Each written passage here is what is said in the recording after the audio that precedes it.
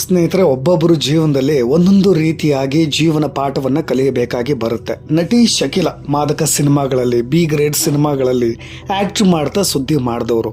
ಅವರಿಗೆ ಪರ ಮತ್ತು ವಿರೋಧ ಈ ಎರಡೂ ನಿಟ್ಟಿನಲ್ಲೂ ಕೂಡ ಒಂದಿಷ್ಟು ಅಭಿಮಾನಿಗಳು, ಜೊತೆಗೆ ಅವ್ರನ್ನ ವಿರೋಧಿಸುವವರು ಎಲ್ಲರೂ ಕೂಡ ಇದ್ದರು.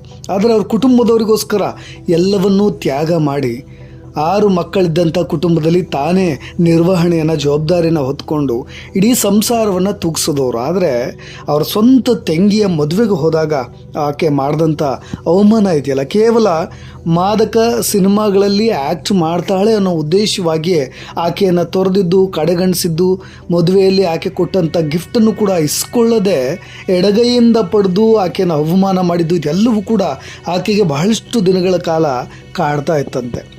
ಆಗಿನ ಕಾಲದಲ್ಲಿ ಶಕೀಲ ಅವರು ಒಂದು ಸಿನಿಮಾದಲ್ಲಿ ಆ್ಯಕ್ಟ್ ಮಾಡ್ತಾ ಇದ್ದಾರೆ ಅಂದರೆ ಆಕೆಯ ಸಂಭಾವನೆಯೂ ಕೂಡ ಅಷ್ಟೇ ಇರ್ತಾಯಿತ್ತು. ಜೊತೆಗೆ ನಿರ್ಮಾಪಕರು ಕೂಡ ಕಾಲ್ ಶೀಟ್ ಕೊಡಲಿಕ್ಕೆ ಅಷ್ಟು ತುದಿಗಾಲಲ್ಲಿ ಇಟ್ಕೊಳ್ತಾ ಇದ್ದರು.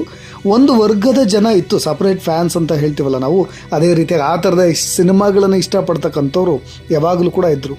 ಆದರೆ ತನ್ನ ತಾಯಿಗೋಸ್ಕರ, ಹೆತ್ತ ತಾಯಿ ಒಡ ಹುಟ್ಟಿದವ್ರಿಗೋಸ್ಕರ ಎಲ್ಲವನ್ನು, ಸರ್ವಸ್ವವನ್ನು ತ್ಯಾಗ ಮಾಡಿದವಳಿಗೆ ಅದೇ ಒಡ ಹುಟ್ಟಿದವರು ಯಾವ ರೀತಿಯಾಗಿ ಅವಮಾನ ಮಾಡಿಬಿಟ್ರಲ್ವ, ಅದನ್ನು ಆಕೆ ಯಾವತ್ತೂ ಕೂಡ ಸಹಿಸಿಕೊಳ್ಳಲಿಕ್ಕೆ ಅಸಾಧ್ಯವಾದದ್ದು. ಹಾಗಾಗಿ ಆಕೆ ಬದಲಾಗಬೇಕಾಗಿ ಬಂತು.